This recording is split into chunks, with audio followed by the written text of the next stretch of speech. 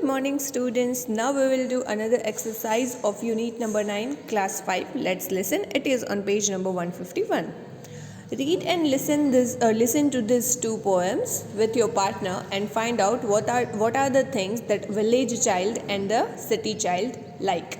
यहाँ पे जो दो पोएम्स दी गई है, एक है वो विलेज यानी कि गांव में रहने वाला बच्चा है जो अपने घर के बारे में, अपने आजू बाजू के एटमॉस्फेयर के बारे में बता रहा है। एक जो है वो सिटी में रहने वाला बच्चा है, वो भी अपने घर के बारे में और अपने आजू बाजू के एटमॉस्फेयर के बारे में बता रहा है। तो सबसे पहले हम देखेंगे द विलेज चाइल्ड यानी कि गाँव का बच्चा। My home is a house near a would. I would live in a street if I could. मतलब मेरा जो घर है उसके आजू बाजू बहुत सारी लकड़ियों और ये सब पड़ा रहता है। मैं अगर किसी स्ट्रीट में रह सकता तो मैं वहीं पे रहना पसंद करता। I do wish someone lived near me. वो जहाँ पे रहता था उसके आजू बाजू में कोई नहीं रहता था। तो ये बच्चा बोल रहा है कि मैं चाहता हूँ कि मेरे घर के आसपास भी कोई रहता।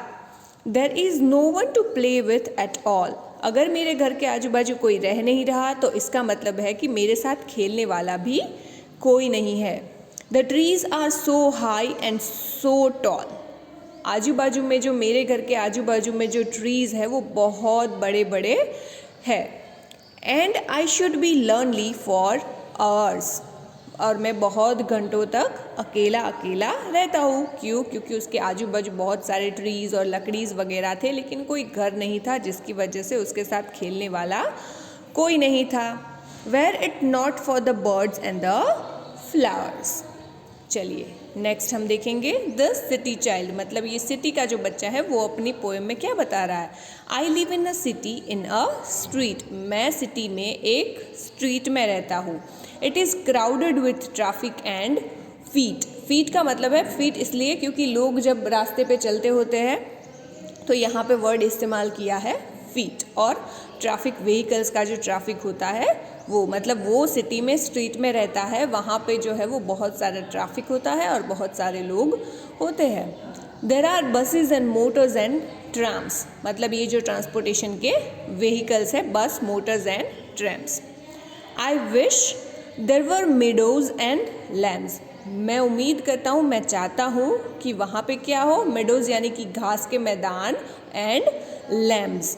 The houses all wait in a row. मतलब वहाँ पे वो सिटी पे रहता है स्ट्रीट में, वहाँ पे रो में बहुत सारे हाउसेज एक साथ है। There is smoke everywhere. अब वहाँ पे ट्रैफिक मतलब व्हीकल ज़्यादा है जिसकी वजह से वहाँ पे धुआं भी ज़्यादा है।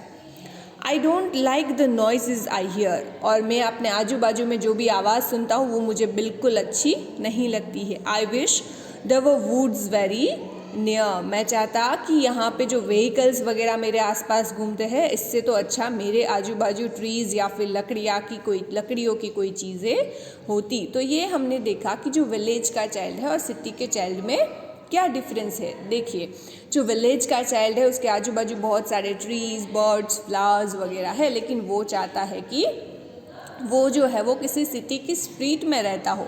वहीं दूसरी तरफ ये जो सिटी वाला बच्चा है वो स्ट्रीट में रहता है, सिटी में रहता है, लेकिन वो चाहता है, वो उसके आजू बाजू के नॉइसेस को बिल्कुल पसंद नहीं करता है। वो कहता है कि काश कि मेरे आजू बाजू ट्रीज़, फ्लावर्स वगैरह सब होते और मैं एक शांति की ज़िंदगी जी पाता। चलिए अब हम देखते हैं लेट्स टॉक के question answer.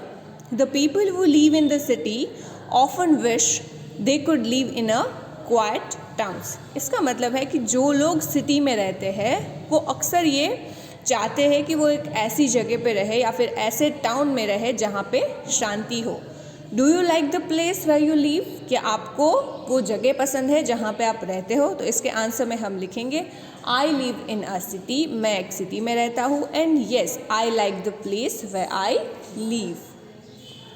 Tell your partner two things you like and don't like about the place you live in. मतलब आपको ऐसी दो चीज़ें बतानी है जो आपको जहाँ पे आप रहते हो वो पसंद हो और जहाँ पे आप रहते हो वो आपको नहीं पसंद हो। तो मैंने लिखा है there is a local bus stand for transportation. मतलब अगर हम सिटी में रह रहे हैं तो हमारे आजू बाजू में जो है वो बहुत सारा मतलब बस स्टेशन होता है जो लोकल ट्रांसपोर्टेशन कहलाता है वो एक जगह से दूसरी जगह जाने के लिए या फिर एक विलेज से एक टाउन से दूसरी जगह जाने के लिए बहुत हेल्पफुल रहता है और हम जब चाहे तब वहाँ जाके ट्रांसपोर्टेशन का यूज़ कर सकते हैं। There is a school, library and hospital near my place, मतलब जो है वो सिटी में जो हम रहते हैं तो वहाँ पे सारी फैसिलिटीज़ अवेलेबल होती है। स्कूल की फैसिलिटी, लाइब्रेरी की फैसिलिटी, हॉस्पिटल्स की फैसिलिटी, वो सारी फैसिलिटीज़ जो है वो हम आसानी से अवेल कर सकते हैं।